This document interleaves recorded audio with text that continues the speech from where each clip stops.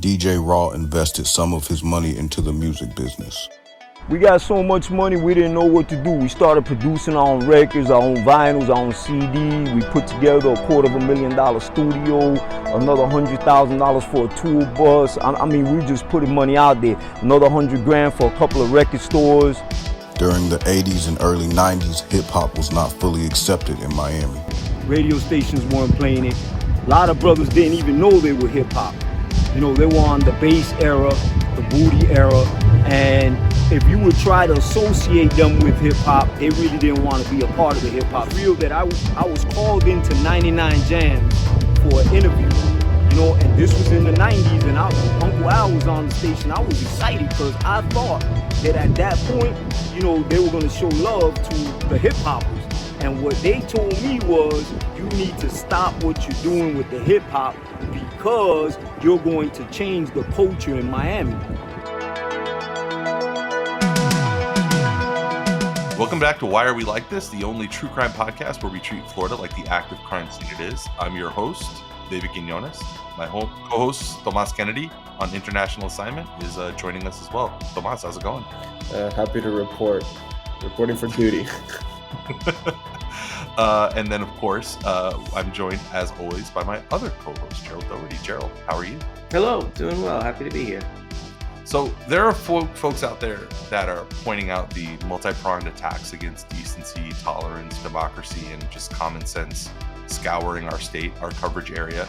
And these folks would have us continually exploring these dour issues week in and week out, seeking meaning where there is only chaos. And to these folks, I say, no, not this week. After last week's unseemly deep dive into the background of Senator Rick Scott, we thought this would make for an ideal opportunity for something of a palate cleanser. And what better palate cleanser is there than, you guessed it, 90s hip hop? Our guest today is John Cordero, the founding publisher and senior editor of the erstwhile Miami underground hip hop magazine, The Cypher. He's also the author of the newly released book, The History of Miami Hip Hop, the story of DJ Khaled, Pitbull, DJ Craze, and other contributors to South Florida's scene, which is available at microcosmpublishing.com or at your local independent bookstore if you're lucky. I found mine at the Coral Gables Books and Books. If you have a Books and Books near you, check it out there. It's probably available. John, welcome to Why Are We Like This? Thank you. Thank you for having me. Glad to be here. So John wrote this book, and Gerald and I were talking last week about it was very funny because Gerald had never heard of cannabis, or he hadn't listened to cannabis before. Yeah. So I made a little playlist for Gerald, like, here's how you know, if you want to, there's a certain kind of guy that's into cannabis, and I'm that guy. And like, so I sent that playlist to Gerald, and I was like, as I was reading your book, John, I was like, oh, this might be neat to like build like a curated Spotify playlist. So I did that, and you can find it on Spotify. It's called The History of Miami Hip Hop Read Along List, and the playlist starts with this episode that you're listening to right now. And so you can be able to listen to this episode, go buy a copy of John's book, and then sit down and listen to that curated selection of music that's mentioned directly in the book as you're reading John's book. So we've got it linked in the episode description. So go pick up John's book. So I'll send you the link as well, John. So you have. Thank you. I definitely want to listen to that playlist. So before we get into the real questions, I wanted to point out a couple of the many really good photographs that you have in this book. Folks like Big Pun, Fat Joe, Tribe Called Quest, Outkast, Diddy, back when he was Puff Daddy. It's a veritable who's who. But more than that, I wanted to point out this one photo here. And before we get to the real questions, I wanted to show everybody this. This is young, fresh-faced John in 1999 sitting with a 1999 Lil Kim at Lil Kim's. Whoa. And on behalf of every guy in their like early mid 40s, I've got to ask you, man, did you take your shot? Did you shoot your shot in that moment? Did you have Actually the courage? I did not, because I was in work mode. But more importantly, there is a small correction that man in the photo is actually not me, but my friend Chris. Oh, okay. It looked like you. He did not take a shot either, because professional. And it was a Little Kim album release party at the now defunct Club Warsaw on, what was it, 15th and Collins, right down the block from Cameo. I think there's a Senor Frogs there I don't know what's there now. Last time I Hell saw, yeah. it was a Senor Frogs. But yeah, so it was a party, album release party, and we just corralled her like, let's give us, 10 minutes of your time, whatever. And that's what happened. That's pretty much what we, guerrilla type, just catching people. Give us, we want to talk to you, that kind of thing. Yeah. So I want to get into like the origins of the Cypher and the magazine and how you guys kind of came up with the idea and all the Yeah. your sort of partners in crime that helped pull it off. But maybe you could start by setting the stage for us when you arrived in Miami, like from Orlando in the 90s. Miami was already on the map as the home of Yes. Booty Bass and Two Life Crew, Poison Clan, Uncle Luke. But this was a moment when the larger hip hop world was moving towards something that was a little more MC led. It was grimier. It was a little more gangster sound, more lyric driven. What was the broader local music scene like in Dade when you got back then? It was just Dade County, Dade. Like when you got here, and where did hip hop fall into it? Like and how did you fall into that? Right, of course. So when I got here in '95, summer '95, Miami bass was the dominant form of music that you heard in Miami. However, it was on its way out. To be honest, it was Atlanta was now taking over that mantle of bass music.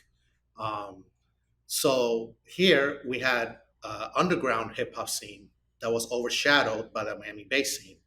So on the radio, on the pop stations, Power 96, 99 Jams, etc., you just heard whatever crossover hip hop. I remember Coolio, Gangsta's Paradise, Thuggish Ruggish Bone, Cypress Hill, right? Songs that crossed over and weren't in the underground anymore. So that's the kind of music that you heard. And then we had two college radio shows, WEUM Hip Hop Shop and WDNA Saturday Night Funk Box. So these shows came on late at night on the weekend, and those were the only two places where you could hear what we considered to be real hip hop. That was another thing back then. People that were into hip hop scene, oh, Miami bass, that's whack. They're not saying Right. anything. The booty shaking. That was the dominant sentiment. I disagreed. I myself and a few others thought that Miami bass was hip hop. It was a part of hip hop culture. Yeah, it was party music. It was fast. Girls and bass and the cars, all of that. But to me, that was hip hop. So because they weren't rhyming like Nas or Wu-Tang Clan, didn't make it any less hip hop. Yeah, what's wrong with booty shaking? Yeah, absolutely. So it party music, right? Hip hop, in the Bronx in the mid to late '70s was considered party music. Mhm. It was underground, but it was, uh, everybody getting together, dancing, b-boying, b-girls, breaking. So dance was a part of hip hop from the very beginning. And here in Miami, dance was also a part of hip hop, where there was bass, booty shaking or other types of dances. Back then there was hydraulics, a Tootsie Roll, and all these Yeah. different dance moves, and the butterfly. And then hip hop, was moving away from that. So hip hop was going through that phase of keep it real, quote unquote, Yeah. represent, quote unquote. That was the Backpacks dominant. and, Yeah, like, the grindiness, backpacker scene yeah, was coming yeah. in, right? Gangster rap. There was violent rap. That I Nowadays people complain about drill rappers and violent rappers. We had violence back then too. Yeah. Like it was different. It's not what it is now, but there was still violent content in some of the lyrics. So I don't think anything's changed in that regard. But yeah, in Miami back then, it was booty shaking, Miami bass, and underground hip hop. Is what I So found. there was sort of a natural demarcation, right? Because you talk about how Miami is this very segregated place, and it still is, right? It's the Yes. same way today. I was hoping you could maybe give us a lay of the land. There was the scene from people like in your neck of the woods at the time, I guess, sort of Westchester, sort of south of the 836, Yeah. more white Latino area, and then there was north of the 836 a lot of the black communities, which obviously are still there. The city, the county, still laid out kind of the same way. Um, Maybe you could also talk a little bit about the role, specifically Miami Beach and Wynwood, before it was the Wynwood that we know now. They Yeah. played as these kind of like neutral territories where these two types of music, two types of, I guess, genres within the genre would come together, and they would play nice. Usually, for the most part, they would play nice. But what was Yeah. that like? Yeah, exactly. So back then, South Beach was the party district. That was the party area. So everybody from all over Miami and Broward and beyond went to South Beach. That's where the clubs were, and that's where the artists would perform. So yeah, it was a neutral ground. You might see a few fist fights, whatever, crews beefing, things like that, but it wasn't on anything having to do with racial or background, anything like that. But the city itself, as you pointed out, was and is laid out. We know the grid, right? Southwest, northwest. But in the southwest, what we call La Sabuesera, it was majority Hispanic, and most of the kids that were into hip hop were either into the commercial type of hip hop, the crossover that I mentioned earlier, or the underground hip hop influenced by New York. Of course, New Yorkers have been moving here since 1920 or whatever. So there's always been New Yorkers here, and they brought their music and their influence. And in the Northwest side, it was different. You have Little Haiti, you have Carol City, up North Miramar, which is more Caribbean, Jamaican influence, and then you have American, Black American. So all of that was mixed in those areas where you heard dance hall reggae, you heard what we called hood rap. This was No Limit, Master P when he was just starting out. All kinds of different rappers that didn't make it past that underground hood thing. Just like in the Southwest, you heard the backpacker underground rap, and a lot of them didn't make it past that stage either. So on the radio, there was also a big thing happening at the time, which was pirate radio. Mm-hmm. So pirate radio started coming in, and most of those stations were based in the Northwest. But yeah, to tell us about DJ Raw. Yeah, so DJ Raw was a very influential figure back then, still is one of the pioneers of hip hop. He moved here from New York in like the late 70s. So he was one of the very first New York hip hop type heads that moved here. And so in the early 90s, he and another colleague of his started the festival known as Hoodstock. So Hoodstock was also another neutral gathering ground for all the heads to gather. It took place in Wynwood, in Roberto Clemente Park. This is when Wynwood was not Wynwood as we know it today. This is pre-Art Basel, yeah. Yes, very pre-gentrification. Wynwood at the time was not gentrified at all. It was not a safe place to be. And so he made it a safe place to be for us. It was an all-day festival, all weekend. It coincided with How Can I Be Down, which was another big industry conference. And that one took place in South Beach. So you had the juxtaposition of the industry people flying down and partying and performing in South Beach, and then Raw creating this event, free event for the local heads in Wynwood, right across the causeway. So that was the split already between the commercial scene that we saw in South Beach and in the underground scene that was taking place in events such as Hoodstock. So and at there the was time, some tension there, right? There was you talk about it a little bit in your book there, how like the How Can I Be Down sort of set was really about the mainstreaming and the I guess a commercialization of hip hop in Miami, kind of like making Miami sort of like a destination for hip hop. yes, Whereas the Hoodstock was more about like growing what's in Miami, growing the people that were in Miami. I thought that was an interesting kind of push and pull that was happening at that time. Yeah, exactly. Me being there, witnessing that, it was the beginning of, pretty soon after How Can I Be Down, artists started coming down to perform more regularly and to film videos. In Miami, Puff Daddy, Cisco, right, all the Fat Joe, all these guys were filming videos down here and showing that image of beach, party, sun, girls in bikinis, all of that. So meanwhile, in the underground, it was DJ Raw. Fortunately, at the same time, he was putting on these events for the youth. He was also involved in drug smuggling. So this is all public record. It's all, he's served his time. He's home now, etc. At the time when he was arrested in 97, it was a big, big blow to the scene because that meant no more Hoodstock, no more pirate radio. He had his own pirate radio station as well. So all that went away when he got sent away. And then that made that opening for the commercial to pretty much take over. So then by the late 90s, when the Cypher started in 98, the beach was South Beach, in big capital letters, like people were coming in from all over the country and the world to party in South Beach because that image was already out there of South Beach as the party central district in America. So that was when the Cypher started, was trying to shine the heads that were being left behind by the South Beach commercial scene. There was a really funny story, guys, that I heard one time on a podcast where DJ Raw was being interviewed, and he talked about hosting at his house. He would bring in lots of luminaries that would come in.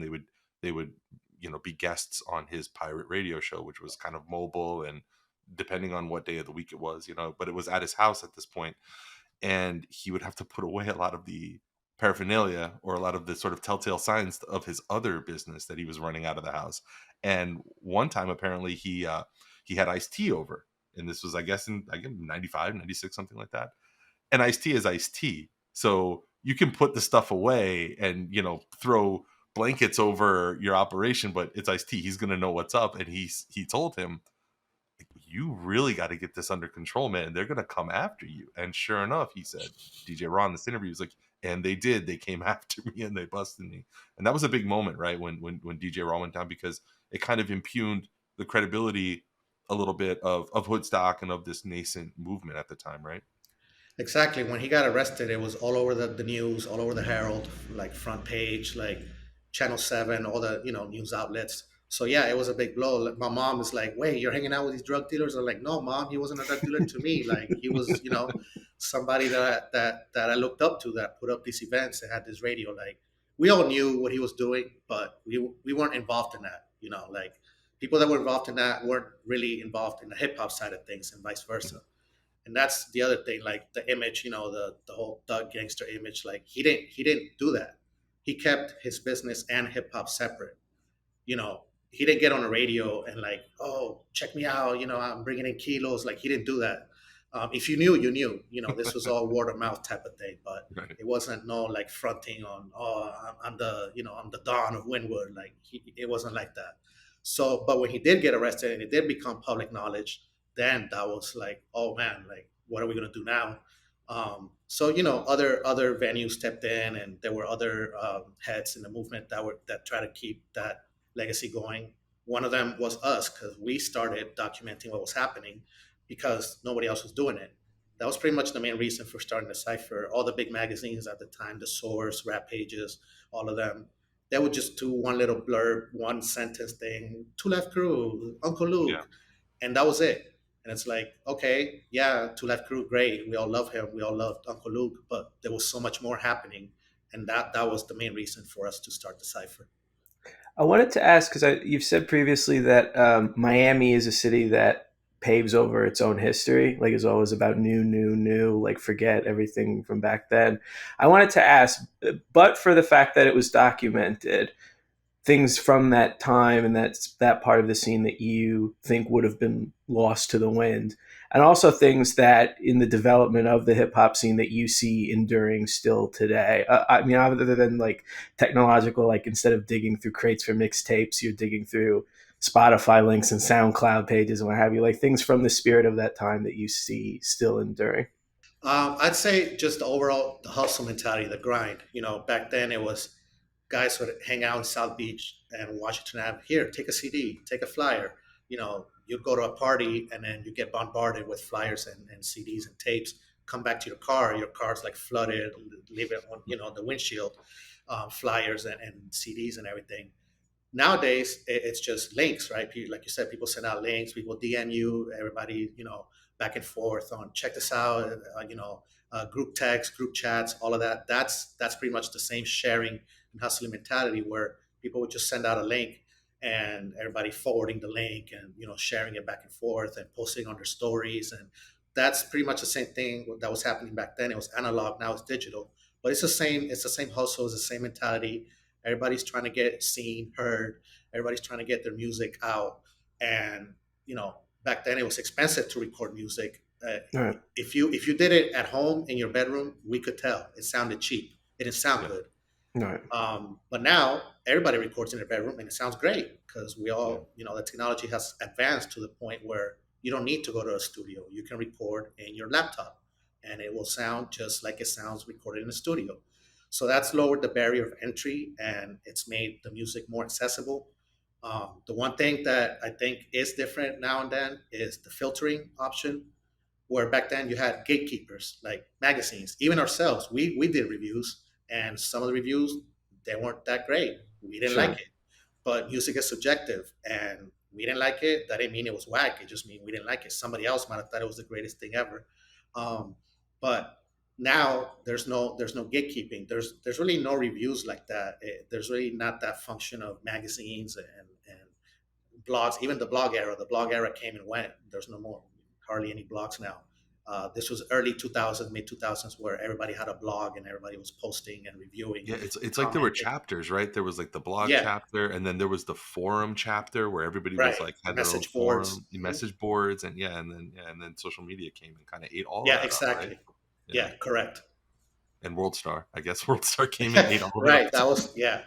They were a gatekeeper too, because they Yeah, they were able to promote the music and get it out to where a million people, but eventually. before all that, there was an organizing principle that you talk about that I think is under discussed in the larger world of hip hop these days when we look back at the roots. And it's like pre-internet, there was a version of the internet, and it was tagging. It was graffiti. Like people were sending messages, maybe not so overt, but just sort of like through like signal, almost like, oh, this is a spot to congregate. You could see it from like the Palmetto interchange. You could see the building by Mall of Right. America and be like, oh, that's a spot where I gotta go because there's people there that know what's up, their heads there. So what was that like? I mean, in this, like, for a lot of our listeners it must seem like prehistoric, but Yeah. pre-internet days.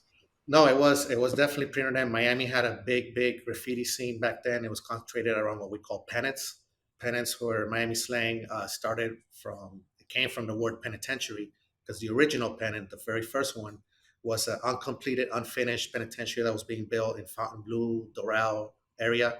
There's now some apartment building there, of course, but back then it was abandoned for whatever reason. I don't know why. But then graffiti writers took it over and turned it into a pennant, a graffiti outdoor graffiti gallery. And then others started popping up around the city. And then one of them, the one I lived close to, was the Malibu pennant. I lived on 87th Avenue, and Malibu was right down the street, right next to Mall of the Americas. There's an apartment complex there now too. Yeah. So back then, yeah, it was unfinished development, and it was just taken over, and you could walk and drive by and just see giant murals, giant graffiti pieces, and basically what Wynwood is now is what these pennants were back then, just mural after mural after mural. And everybody congregated there. Even if you didn't write graffiti, they became hangout spots. People were just hanging out, smoking weed, listening to music. Other guys are painting. Some guys are beefing. Crews fighting. Like it was a free for all type of. It was totally free. Police didn't care. I didn't have any issues with police at any other pennants. They just left us alone, and it just became, by the time the late '90s, early 2000s, there were at least 10 pennants all over Miami. A few survive nowadays, but most of them were turned down. Like I said, a lot of them are now apartment complexes, housing, etc. So there's only a few that are still active. But again, now that Wynwood is, it's Wynwood. Yeah. So Does it give you like kind of a bad taste in your mouth that like when you go through Wynwood and you drive down like Second and you see like it's kind of become this appropriated thing? It's kind of like it's like commercially approved or corporate approved, like, and almost like master planned, and it's like it's bloodless, a little bit less organic than. And but meanwhile, 30 years ago, the same artists were being chased off with correct. with light flashlights and security guards and stuff like that. Yeah, absolutely. I mean, I've witnessed in my own lifetime the evolution of Wynwood from being the hood, from being, the ghetto and all of that, to what it is today. And I think even South Beach used to be a dump, back in the 80s. And it was just old people and refugees and whatnot, and cheap housing. And then in the 90s, South Beach became South Beach, in bright lights. And you go to South Beach today and it's dead again. It's not hood anymore, but nobody goes to South Beach to party. Nobody, there's a couple of clubs left, the big clubs, right? Live and Story. That's it. All the other clubs are gone, and now people party in Wynwood and downtown in Brickell now. And so it's just the natural evolution in Miami. Like Alapata now is the what Wynwood was 20 years ago. Like the gentrification is starting now in Alapata. So in 10, 15 years, I believe Alapata is going to be like Wynwood was 10, 15 years ago. Galleries, clubs, restaurants, there's always that evolution of, like, first the struggling artists and the outcasts move in, then it becomes cool, then it becomes trendy, and then like the trust fund kids come in and they open up shops, and then it becomes like a hotspot, and then the tourists come in, the tourist buses, and It then gets it becomes annoying. like, Yeah. Yeah, No. and then it gets played out. Wynwood is kind of getting played out now. I Yeah. mean, Yeah. Yeah. like you said, it's got to that level of like it's just soulless and corporate now. There's glass condos in Wynwood and all that stuff. So that's why like Alapata is now up next. But and Miami's always been like that, for better or for worse. Yeah, John, I actually wanted to like ask you about this. I was waiting for the right moment, and it's funny that you say that about Wynwood. I completely agree. And I think one of the oldest, if not the oldest, bars in Wynwood right now is Gramps. That's like Right. left standing. And I was Yeah. talking to Adam, the owner, a couple months ago, and he was telling me how he's like constantly having to deal with like noise complaints and things like that from like the surrounding like residential like buildings that have been put up. Yeah, that just weren't there, so and I mentioned that because my real question is, in South Beach, that you mentioned used to be a party spot, that came up from, again, kind of like a working class neighborhood, and now Yeah. it's become sort of like dead again. Especially, I think COVID hit it really hard. um you're seeing like a very like hostile push by the residents to remove, right, those party elements and the clubs, and the late night scene. And I think a lot of it is centered around a hip hop weekend. Right. I just wanted to get, yeah, what's your take on that, right? And I think a lot of it is, quite frankly, like pretty racist in tone, and it's been echoed by a lot of the city commission there. But yeah, I just wanted to get what your opinion is on it.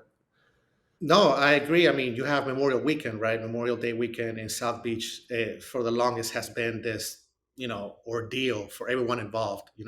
For the tourists that come in, for the authorities, the residents, everybody has something to say and complain about it. And I think it's just been mismanaged because South Beach and downtown has Ultra Music Festival, but Yeah. they don't target the people that come to Ultra the same way they target the people that come Yeah. down for Memorial Day weekend. They're both here to party. They're both here to spend money. They're, you know, we live off their dollars. We live off tourism dollars here, and they're coming in with a lot of money to spend. But then the ones that goes to South Beach for Memorial Weekend, no, you're not allowed here. We're gonna make it into a police state. We're We're gonna gonna, close everything at close down the 10. causeway. Yeah. We're gonna, Yeah. make it one lane only. Meanwhile, in Ultra, it's no secret that drugs are rampant, and that EDM crowd is big and into it's part of the scene, Molly and all the others, right? But they're not targeted that way as noise. They make noise, right? The music's bumping day and night. There's people all over the street. They got to close down the streets, all of that. But it's not the same. So why is it that these dollars are good in downtown in Ultra, but they're not good in South Beach for Memorial Weekend? And I do acknowledge there have been incidents, there have been violent incidents during Memorial Weekend. There's been stabbings and fights and shootings and all of that. I don't necessarily think that people coming down to party for Memorial Weekend are going out shooting and stabbing people, right?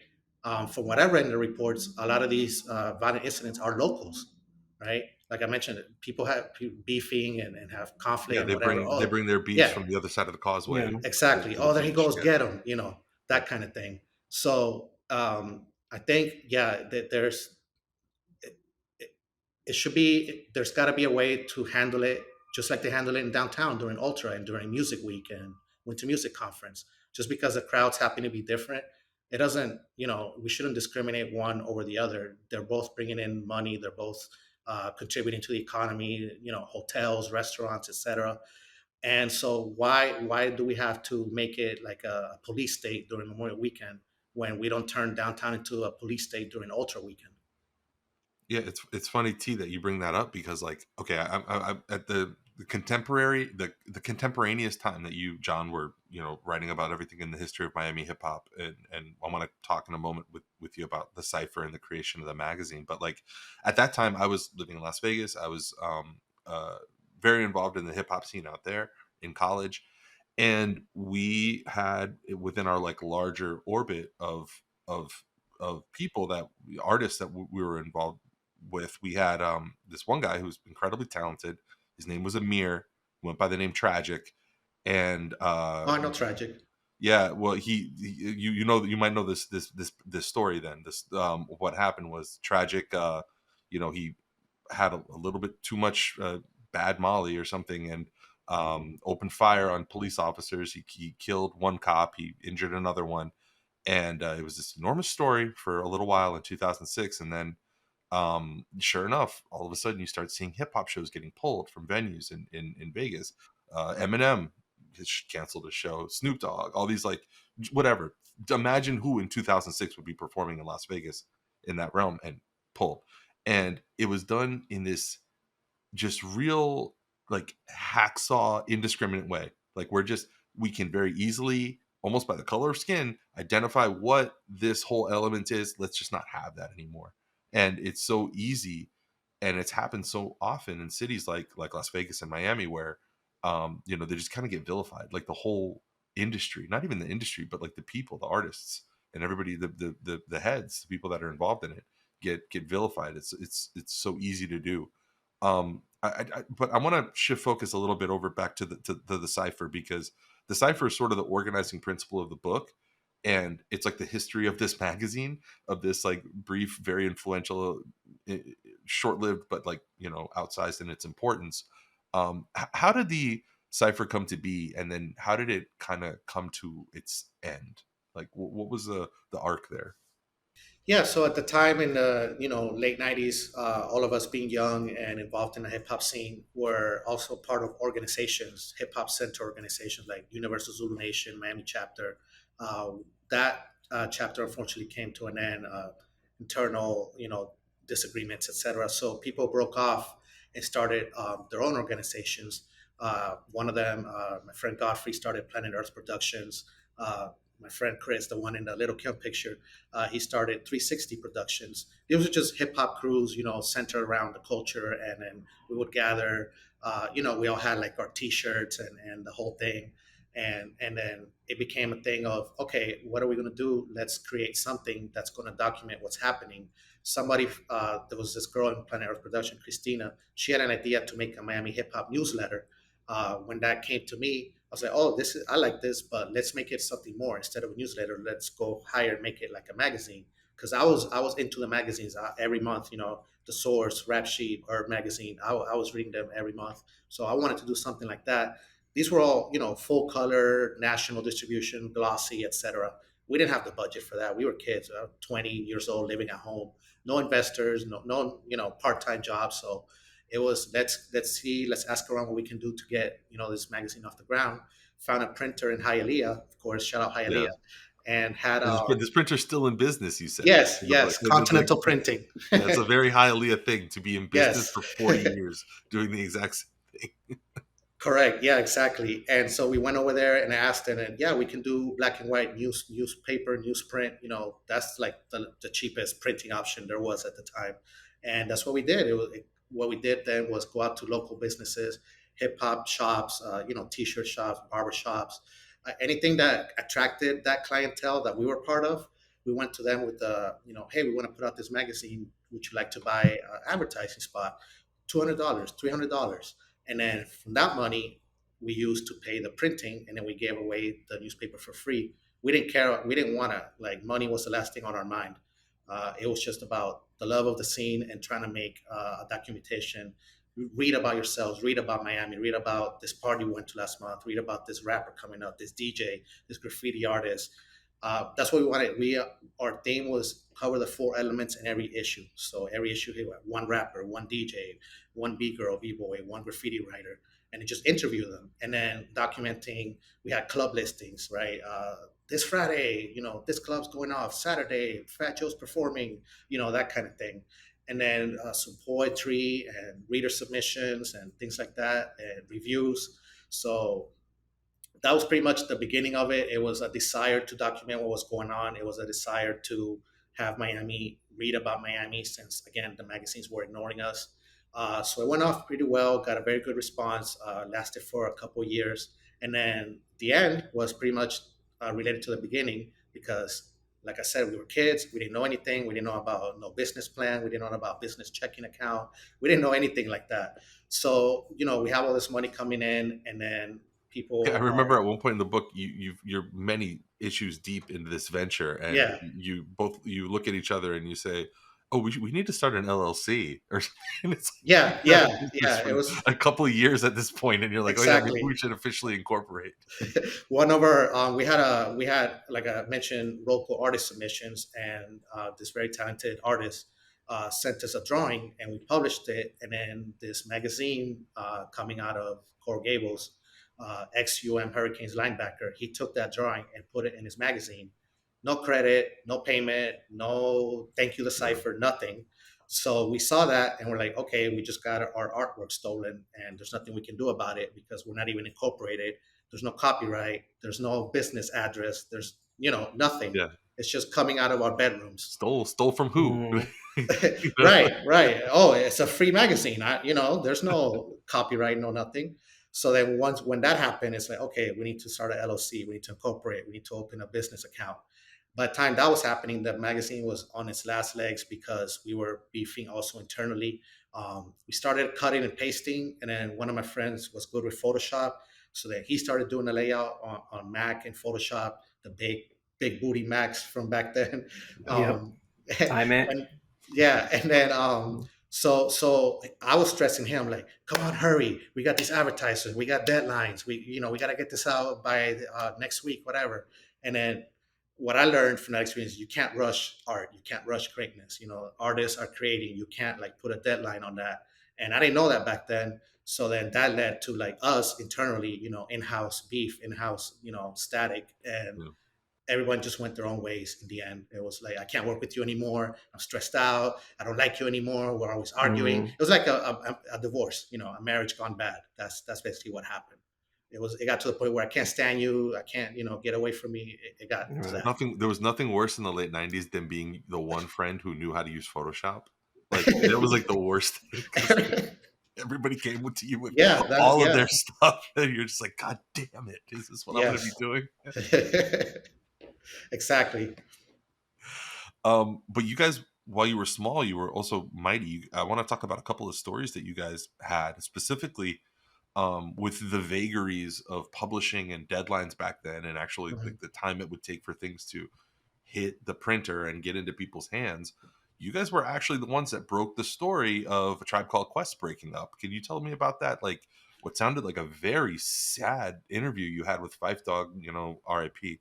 Um, Yes. on the heels of that news and the role you guys played in breaking that story. Yeah, that was definitely one of my highlights, personal highlights back then. I grew up listening to Tribe, so it was to meet Fife in person and not only meet him but get to talk to him at an in-depth conversation interview level was amazing to me.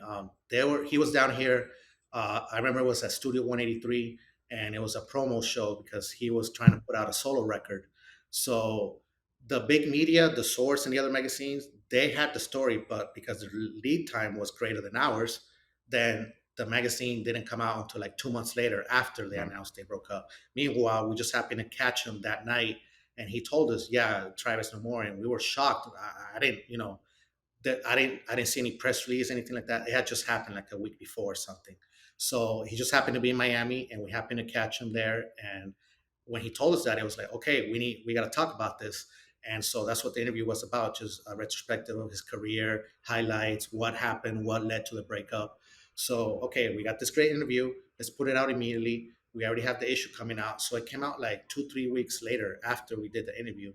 So Yeah. at least people in Miami that were reading were like, oh my God, Tribe broke up. And then 2 months later, the big color cover in the Source, Tribe Called Quest is no more, etc.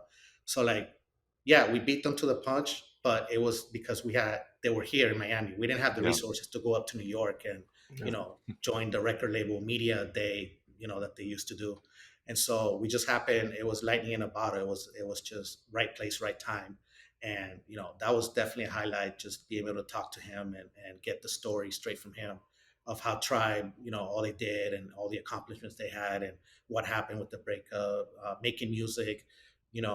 This was when the Love Movement, their last album before Thank You for Your Service came out. That was Yeah. their last group album. So he was on a promo run for that album as well. And so that was when the scene was changing. If you remember, in that album, they have a song with Noriega. And Noriega and Trap Called Quest are like the furthest, Yeah, when it it's comes like to music. I love them both, but at the time it was like, what does Noriega have to do with, weird combo. trap? Yeah. Yeah. And I asked him But about that was that. because And, they come off of Beats, Rhymes, and Life, and they got so much shit for that album. It felt like they were trying something, like they were trying to recapture something, and but yeah, like he you talk mentioned about in how the, Five Dog said that like Mhm. they couldn't even iterate because everything that they did was so specific. Each album that they would have was like yeah. its own capsule, and then like kind of like a new concept every time. Yeah, if you remember in Beats Rhyme and Life, they brought in Jay Dilla, who Yep. was, just starting out, unknown back then. And so the reaction was pretty much, what's going on here? This isn't the tribe sound that Yeah. I know and love. We weren't ready for Jay Dilla back then. He had also done The Far Side, Lab Cannon, California, which is a great, amazing album. Classic. But Yeah. for me personally, Beats Rhyme and Life, I was disappointed at the time. In hindsight, it was a good album. But again, when you're coming off three classics, you set the standard so high that even if you make a good album, it's not a classic like the first three were, and so it was like a disappointment. But that's how high the bar was for Tribe Called Quest, where you expected classic material every single time. And when the Noriega situation came about, Fife explained that it was a label, management thing. It was an industry thing. Like, if Noriega's hot, let's get him on the record, and then you can increase your sales too. That's pretty much what it was. And I guess it didn't happen like that. They broke up, they went their separate ways, etc. Noriega is still Noriega, of course. But yeah, back then it was jarring to me. Like, He's in why our is that line of Noriega business now. record? Noriega's a podcaster now. He's like, Yeah, he's in our line of Miami. business. Exactly. Yeah. Yeah. Shout out to him and EFN. But yeah, it was just a thing of I thought it was like, I don't know where you're going with this. Why is this happening? And that's what Fife explained, that it was a industry label thing. They had the same manager, Chris Lighty, rest in peace. So it was pretty much, let's get the hot guy on your record so you can increase your sales too. And conversely, you guys were also present for, while that was like one historic breakup, you were there for a great get back together, which was at the 1999 Impact Music Conference, where you guys were covering the Def Jam showcase at Fontainebleau, and featured a surprise that nobody saw coming, which was the reunion of Dougie Fresh and Slick Rick, which had to be enormous at that time. I mean, that's an enormous story to break. Yeah, that was amazing, just because that particular party was invite only industry. We didn't have no invites. We were, these were all New York people in the industry. And so we just not snuck in. We like talked about one of the bouncers. We just talked him to death. And he pretty much was like, all right, shut up, go in, like, leave me alone, kind of thing. And that's what we did. We were very persistent. We never paid anyone to like let us in or get us backstage. It wasn't nothing like that. It was just, we used to say, our catchphrase was, it's all about the the politics. So it was like, who can get us in? What connection do you have? That's the Miami way too. Who do you know? I got a guy, that's a Miami thing. We all have a guy. Yeah. So it was pretty much like that. It was, I got a guy that can get us in. I know someone, a friend of a friend, all of that. So that's how we were to get in that night. And yeah, it was amazing. Slick Rick, Dougie Fresh, Jay-Z, DMX, the whole Def Jam lineup. It was a Def Jam party.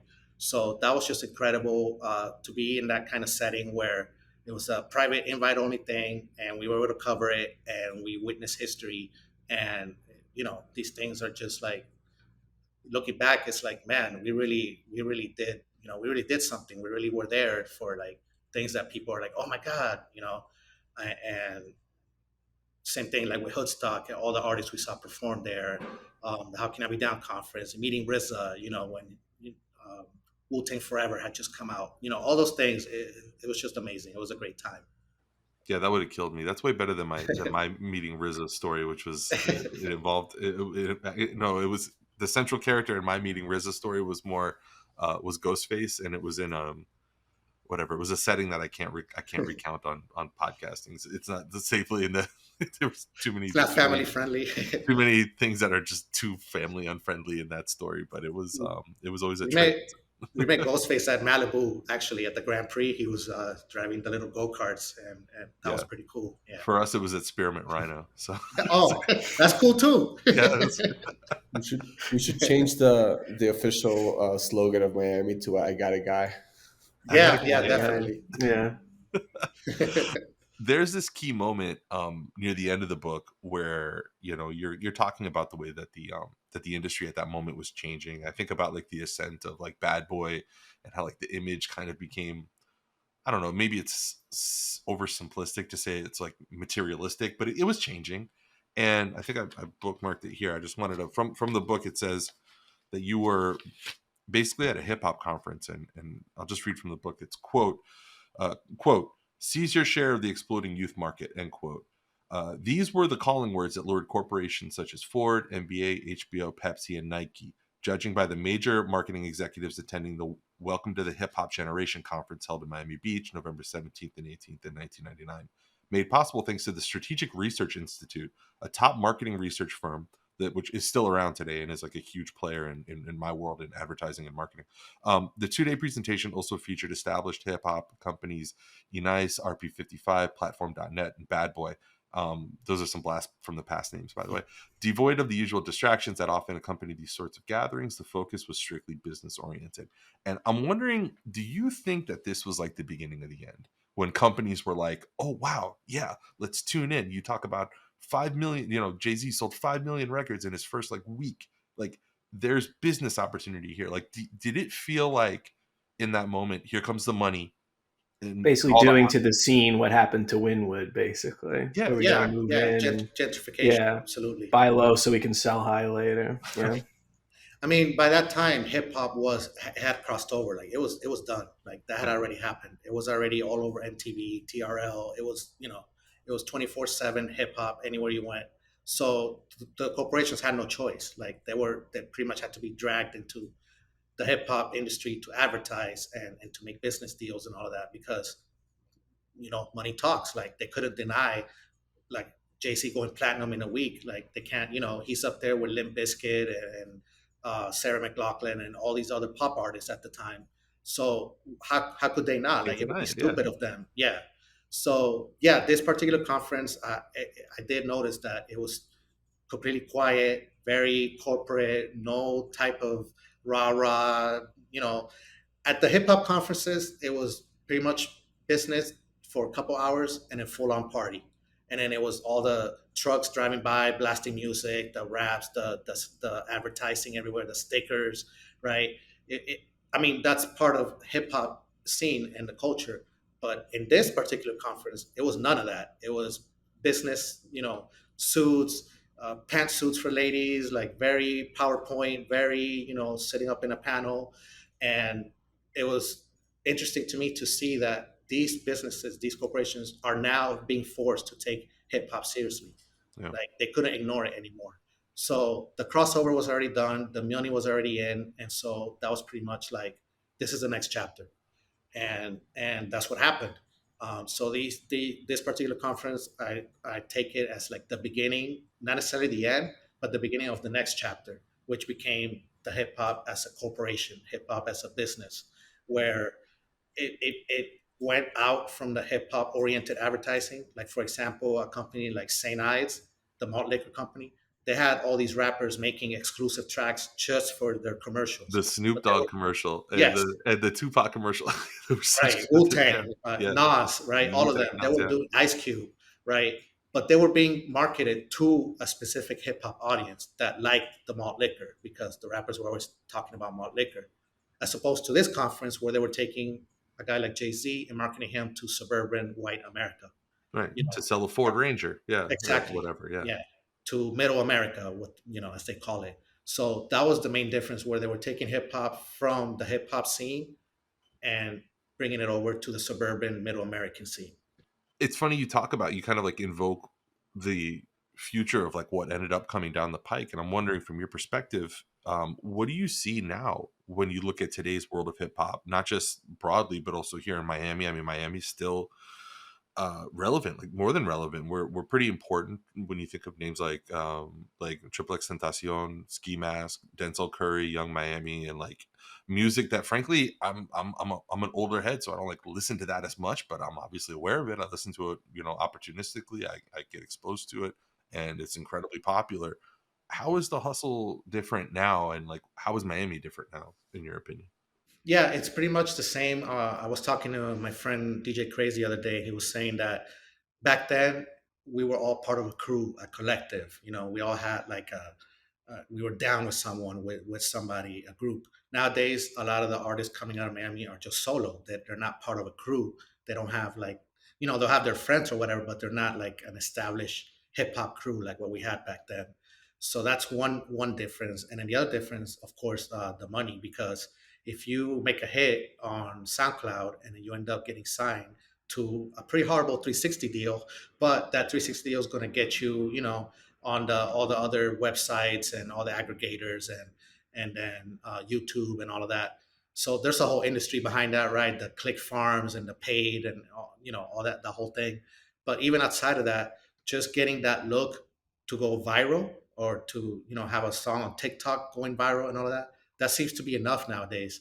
I don't really see like a progression past that, where you know they want to make album after album after album. There's only a few, like you talk about Kendrick Lamar, J. Cole, these kind of guys that they put out albums that are statements, that have something to say, that are being artistically relevant and making a progression. Whereas a lot of other artists are just filling in the blanks and going through the motions, and creating that image of the tough guy, the Yeah. Don, and all of that. So that's pretty much the big difference I see now. Is it's become very individualistic and much more social media and money oriented, as opposed to It's like a art. brand building exercise. Yes, Yeah. correct. It's brand building. It's like, I want to become, XYZ rapper, and I'm gonna have my crew, my social media hashtag, and I'm gonna We have got our color t-shirts, scheme and our logo. We merch. have everything set up. Yeah, Correct, exactly. We got correct. the And then the merch all art, queued up. Yeah. yeah, and then the art takes a backseat to that, where the image and the marketing comes first, and then the music is sort of like in the background. Yeah. So that, How much do you attribute that to, like, the absence of the physical media, like where now the art has become this super ephemeral thing where it's like, right, oh, I'm streaming in all these different places. You can find me. yeah, Like 5 seconds of my song got played 20 billion times last month on TikTok. yeah, No, I'm thinking of like a CD that you can hold in your hand, which yeah. that sounds like I'm an old man yelling at the clouds or something like that. But like, it seems like the art itself used to be a possession, like a thing that you would hold. I don't know. Yeah. Do you think that plays into it at all? I'll chime in real quick here, but as a former musician myself, and as someone that really enjoys listening to vinyls and put out some vinyls, I think the vinyl, especially like the format and the way you listen to it, really incentivize like full record listening, right? Like listening to the whole album. It's like, I bought this thing, I'm going to listen to this thing. Yeah, Right. just the way it's played with the needle, and and I think cassette tapes also did that, and I think CDs started like breaking that away. But I do think that like digital, like the way that we listen to music in this new like information like digital era really disincentivizes you from listening to like a whole album, as a single work of art, and it's more about the single track. I don't know if you agree with that, John. Yeah, because the technology has advanced so fast that it's become to a point where in our own lifetime we see something like a CD or vinyl become the standard, and then become obsolete. And so what's going to happen right now? We're all streaming, right? We don't even possess anything physically.